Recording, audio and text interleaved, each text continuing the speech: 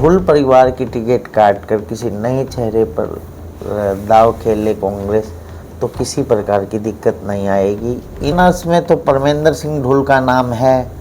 परमेंद्र सिंह ढुल के साथ साथ धर्मेंद्र ढुल जो पिछली लगातार 2 बार से कांग्रेस के प्रत्याशी रहे हैं, नाम तो उनका भी है। तो मैं दावे के साथ कह सकता हूं कि कांग्रेस जुलाना विधानसभा से ब्राह्मण प्रत्याशी उतारने का काम करेगी। नौन में वहाँ भी कांग्रेस जाट कम्युनिटी का प्रत्याशी उतार रही है। महम से भी जाट, जो चारों साइड यदि जाट कम्युनिटी के प्रत्याशी होंगे तो जुलाना बीच में सभी के पड़ेगा। एक ब्राह्मण प्रत्याशी होने से चारों ओर फायदा भी मिल सकता है जी। और कांग्रेस से कोई नया फ्रेश चेहरा हुआ, निर्विवाद चेहरा हुआ तो कांग्रेस बढ़त पर रहेगी। यदि कांग्रेस ने अपने किसी पुराने घोड़े पर दांव खेला तो कांग्रेस को यहाँ नुकसान भी झेलना पड़ सकता है। तो कार मेरा नाम है सत्संग, हरियाणा फाइल्स में आपका स्वागत है।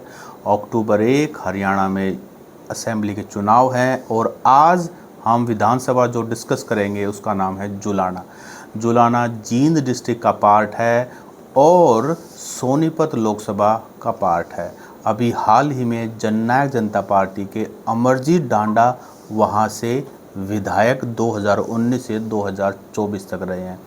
इस बार कांग्रेस और बीजेपी दो नेशनल पार्टीज़ के जो टिकटार्थी हैं, बहुत बड़ी भीड़ है खास करके कांग्रेस पार्टी की। तो कौन है ऐसे टिकटार्थी जो चाहते हैं इस बार विधानसभा चुनाव लड़ना और वहाँ का कास्ट कंपोजिशन क्या है, उसके बारे में बातचीत करने के लिए मेरे विशेष मेहमान हैं जोगिंदर कथुरिया जी, जो कि राजनीतिक विश्लेषक है। कथुरिया साहब, आपका स्वागत है। और हम शुरुआत इस बात से करते हैं कि जुलाना के अंदर टिकटार्थियों की जो लिस्ट है, शायद हरियाणा की 90 असेंबली सेगमेंट में मतलब one of the biggest contenders यहाँ से हैं।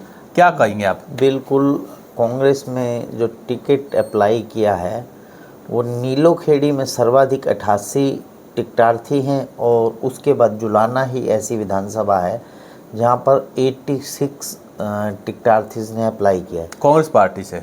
इसके बावजूद कि पिछले 15 साल से जुलाना विधानसभा में कांग्रेस का प्रत्याशी नहीं जीत रहा, फिर भी 86 टिकटार्थियों प्रत्याशी की आपने बात की 2000 और 2005 में शेर सिंह यहाँ से आईजी शेर सिंह बने हैं और परमिंदर ढोल 2009 में और 14 में लगातार, लेकिन वो इंडियन नेशनल लोकदल की टिकट से वो विधायक बने हैं। उसके बाद वो बीजेपी में आए, अब वो कांग्रेस में आ गए। चलिए खैर, मुझे ये बताइए कि कांग्रेस की अगर हम बातचीत करें तो कांग्रेस में कौन कौन फ्रंट रनर्स हैं, कंटेंडर्स? फ्रंट रनर्स में तो परमेंद्र सिंह ढुल का नाम है। परमेंद्र सिंह ढुल के साथ साथ धर्मेंद्र ढुल जो पिछली लगातार 2 बार से कांग्रेस के प्रत्याशी रहे हैं, नाम तो उनका भी है पर मुझे दोनों को ही टिकट नहीं मिलती हुई दिखाई दे रही। एंटी इनकम्बेंसी बहुत ज़्यादा है। उसके बाद यदि किसी का नाम वहाँ है तो रोहित दलाल, राजपाल लाठर और राहुल शर्मा। देखिए, यदि जींद विधानसभा से जाट कम्युनिटी के प्रत्याशी को उतारा गया तो मैं दावे के साथ कह सकता हूं कि कांग्रेस जुलाना विधानसभा से ब्राह्मण प्रत्याशी उतारने का काम करेगी। जुलाना विधानसभा के जो चारों साइड विधानसभाएं लगती हैं, एक साइड बड़ौदा विधानसभा है, वहाँ से जाट प्रत्याशी होगा, चाहे वो कोई भी हो परंतु जाट जाति का प्रत्याशी होगा। दूसरी ओर जींद विधानसभा लगती है, यदि जींद से भी जाट कम्युनिटी का प्रत्याशी हुआ तो मुझे ब्राह्मण या नॉन जाट कम्युनिटी का प्रत्याशी उतरता जुलाना विधानसभा में दिख रहा है। आप चलिए नारनौंद में, वहाँ भी कांग्रेस जाट कम्युनिटी का प्रत्याशी उतार रही है।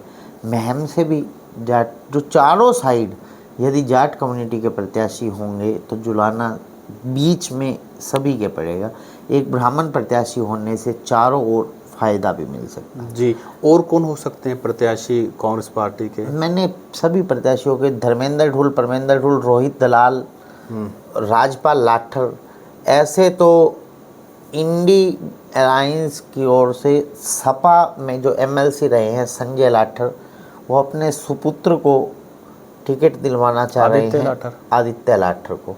परंतु मुझे संभावना कम प्रतीत हो रही है आदित्य लाठर की। आदित्य लाठर से तो पहले कांग्रेस राजपाल लाठर या और भी शायद सत्यनारायण लाठर के पौत्र हैं मोहित लाठर, बहुत सारे नाम है, कांग्रेस के पास विकल्प की कमी नहीं है। एक नाम हमारे से चूक गया है, विनेश फोगाट यदि चुनाव लड़ना चाहेंगी तो जुलाना, बाढ़ड़ा या दादरी किसी एक विधानसभा से उन्हें चुनाव लड़वाया जा सकता है, क्योंकि वो उनकी जो शादी हो रखी है वो जुलाना के बख्ता खेड़ा गांव में हो रखी है, लाठी परिवार में। तो मुझे लगता है राजपाल राठी उनके ससुर हैं और काफ़ी एक्टिव रहे हैं, पॉलिटिकली काफ़ी एक्टिव तो है। मुझे लगता है कि विनेश फोगाट भी प्रत्याशी हो सकती हैं। उन्होंने तो यस करनी है, पार्टी ने टिकट दे देना। और बीजेपी से कौन प्रत्याशी हो सकते हैं? बीजेपी से देखिए, यदि स्थानीय प्रत्याशियों पर और जाट कम्युनिटी के प्रत्याशियों पर भाजपा दांव खेलती है तो उसमें डॉक्टर सुरेंद्र लाठर, जिन्हें पिछले लोकसभा चुनावों से पहले ही पार्टी ज्वाइन करवाई गई, उसके बाद संदीप लोहान, देश के बड़े किसानों में उनका नाम है और काफ़ी लंबे अरसे से उनका परिवार राजनीति में सक्रिय रहा है। उनकी बेदाग छवि है संदीप लोहान। यदि हम और ब्राह्मण जाति के प्रत्याशियों पर बात करें तो वहाँ पर दो स्थानीय ब्राह्मण प्रत्याशी भी हैं, धर्मवीर पडाना और राधेश्याम शर्मा। इसके अलावा रामराजी शर्मा भी टिकट की ट्राई कर रहे हैं।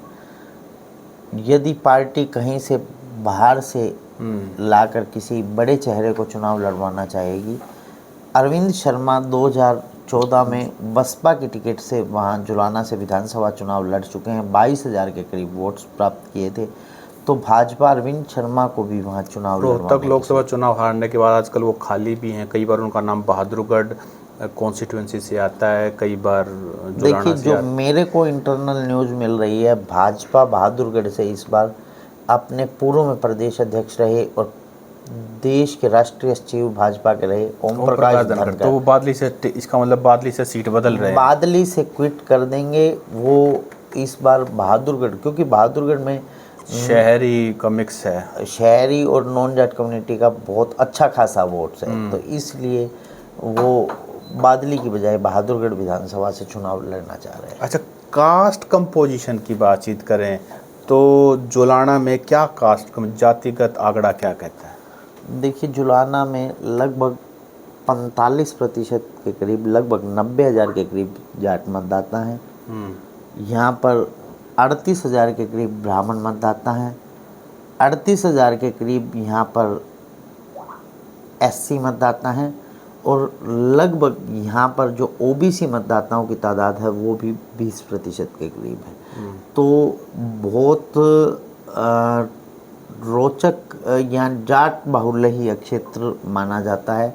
ज़्यादातर जो एमएलएज बनते हैं वो जाट कम्युनिटी से ही बनते हैं। जो अमरजीत ढांडा भी विधायक हैं जेजेपी के बने थे, उनका क्या फ्यूचर, क्या वो चुनाव लड़ेंगे किसी पार्टी चुनाव से? तो मुझे लगता है कि जेजेपी पार्टी उन्हें लड़वाएगी, परंतु फ्यूचर तो परमात्मा ही देखता है। बाकी जो मेरे सर्वे में रिपोर्ट आ रही है वो 3 से 4 हज़ार वोटों तक ही सीमित रह जाएंगे। उनके अपने गांव में भी बुरे हालात हैं। इस बार उससे ओवरऑल जेजेपी को काफ़ी नुकसान होता दिखाई दे रहा है। अच्छा, मुझे ये बताइए कि जीत के लिए क्या फैक्टर, क्योंकि सोनीपत लोकसभा की अगर हम बात करें जहाँ से सतपाल ब्रह्मचारी जीते, तो जुलाना ने उनको एक बहुत बड़ा इकट्ठा एक मुश्त वोट दिया था। देखिए, बढ़त तो यहाँ पर कांग्रेस की दिखाई दे रही है, पर प्रत्याशियों पर डिपेंड करेगा। कांग्रेस पार्टी से कौन प्रत्याशी होता है और भाजपा से कौन प्रत्याशी होता है।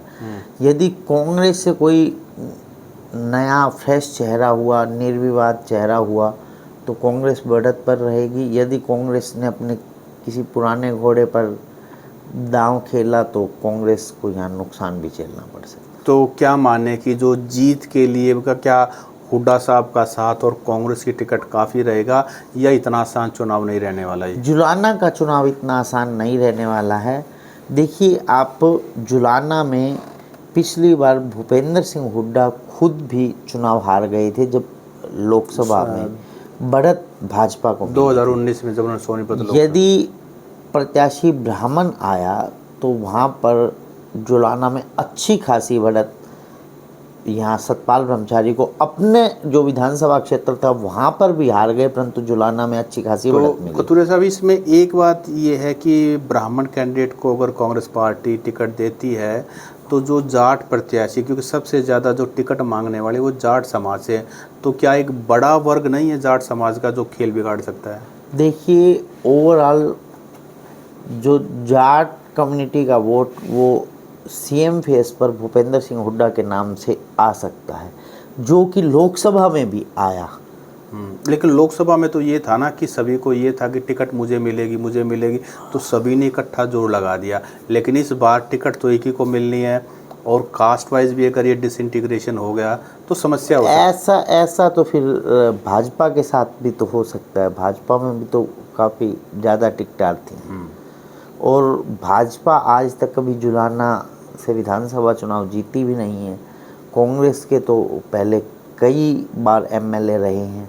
जी, तो ये थी हमारी जुलाना विधानसभा पर चर्चा। आपको हमारा वीडियो कैसा लगा आप कमेंट करके बता सकते हैं, और कोई ऐसा प्रत्याशी है जो जनता का प्रत्याशी है, आपको लगता है हमारी चर्चा में छूट गया, तो आप कमेंट करके ज़रूर बताएं।